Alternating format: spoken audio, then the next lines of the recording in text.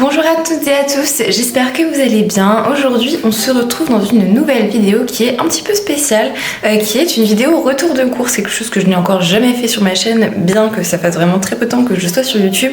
J'adore regarder ce genre de vidéos, donc je me dis que ça peut être l'occasion aussi de vous montrer ce que moi j'achète lorsque je vais aux courses. En ce moment je vais faire mes courses dans deux magasins Biocop, ça c'est sûr que j'y vais parce que j'essaye de beaucoup acheter en vrac. Et ensuite je choisis une seconde enseigne entre le drive de chez Leclerc parce que c'est plus facile pour récupérer mes courses. J'en profite donc que ma mère fasse un drive pour moi commander aussi des choses dont j'ai besoin. Mais je vais également chez Lidl lorsque j'ai le temps dans la semaine. Si j'ai pas le temps, je vais plutôt un drive.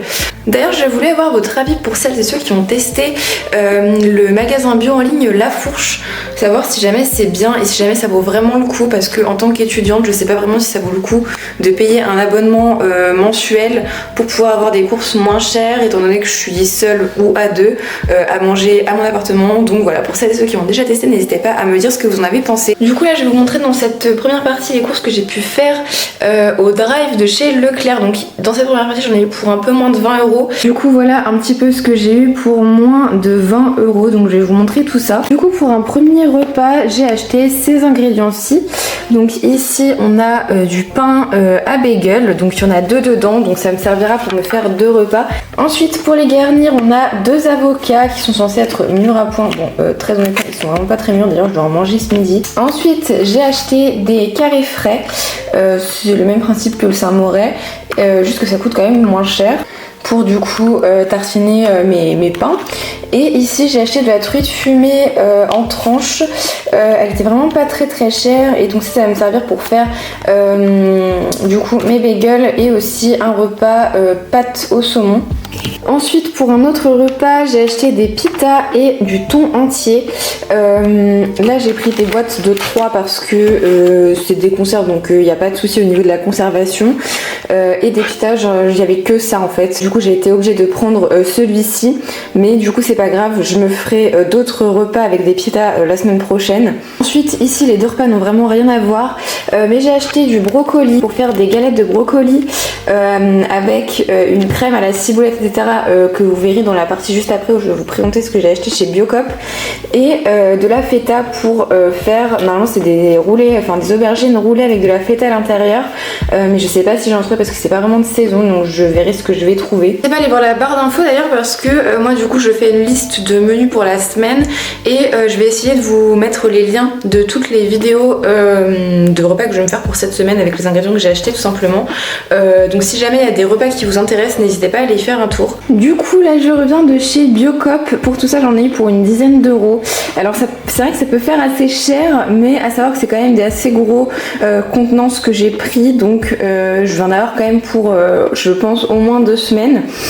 Dans un premier temps j'ai acheté une bouteille en verre vide comme ça qui m'a coûté un peu plus d'1 €. Alors j'ai pas tous les prix exacts parce que je n'ai pas pris le ticket de caisse bien entendu. Le but d'acheter du bio et de faire du vrac etc, c'est justement d'éviter les déchets, donc je n'ai pas pris mon ticket de caisse. J'en ai pour un peu plus d'1 € et ça va me servir à faire du lait d'avoine maison. D'ailleurs je vais tester la recette avec vous tout à l'heure, donc si jamais ça vous intéresse n'hésitez pas à rester sur la vidéo. J'ai également acheté de la crème bio, j'ai pris la moins chère qu'il y avait, elle m'a coûté un peu plus de 3 € je dirais, donc ça reste encore assez raisonnable pour une crème qui est bio. Ici j'ai acheté des carottes, voilà, parce que je n'ai pas trouvé, comme je me le disais, ni d'aubergines ni de courgettes, donc je vais tester avec des carottes, et c'est un sachet voilà, en tissu que j'avais déjà chez moi. Et ici j'ai acheté des œufs qui m'ont coûté un peu plus de 2 €, donc il y en a 6 dedans, et c'est des œufs qui sont locaux. Depuis le début que je suis étudiante, ce qui fait à peu près 6 mois, je crois que c'est le retour de course qui m'a coûté le plus cher, ou en tout cas un des retours de course qui m'a coûté le plus cher. D'habitude on tourne plutôt aux alentours de entre je dirais 15 et 25 €. Donc là franchement c'est vrai qu'en tout j'en ai eu pour une trentaine d'euros, mais il y a quand même des choses qui me seront utiles même pour la semaine prochaine, et par exemple je pense notamment à la bouteille par exemple qui vont me servir très longtemps. Donc du coup voilà, je trouve que c'est pas vraiment des achats inutiles. Et ce retour de course du coup m'a coûté environ 30 € pour une semaine et plus du coup comme je vous le disais. Du coup là je vais aller faire du lait d'avoine maison et préparer quelques-uns de mes repas pour cette semaine. D'ailleurs si jamais ça vous intéresse que je vous fasse des vidéos genre batch cooking etc, n'hésitez pas à me le dire parce que c'est ce que je fais tous les lundis matins. Donc du coup c'est parti, je vais vous montrer un petit peu. Donc c'est un grand test pour moi de faire du lait d'avoine maison. Je vois ça partout sur TikTok en ce moment, donc je me suis dit c'est l'occasion de tester, surtout qu'en plus c'est vrai que la bouteille coûte 2,50 € alors que là ça se compte en centimes si jamais j'arrive à la faire moi-même. Du coup avant tout je me suis lavé les mains et j'ai aussi lavé la bouteille parce que voilà, enfin normal on lave la bouteille avant de s'en servir étant donné qu'elle est neuve en plus. Pour réaliser la recette, donc on va avoir besoin d'un blender. Alors moi j'en ai pas, donc du coup je vais utiliser ça. En fait c'est surtout pour se faire des smoothies. Voilà, il y a un petit couvercle qui va au-dessus si jamais on veut le refermer etc. Mais du coup ça mixe bien. Donc je vais pas faire 1 litre de lait d'avoine par exemple, déjà parce que ma bouteille elle fait un peu moins d'1 litre, 75 centilitres.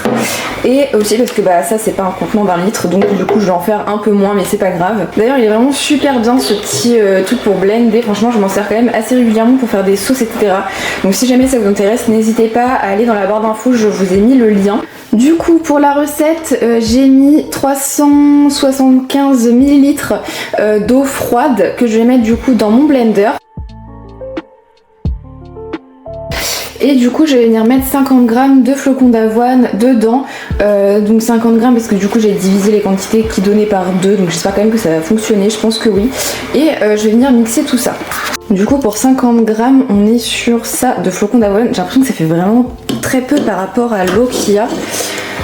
De toute façon on va bien voir, hop.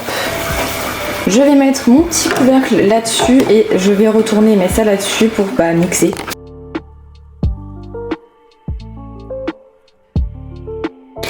Hop, du coup voilà ce que ça donne. C'est vrai qu'au niveau de la couleur on est vraiment sur une couleur de lait d'avoine.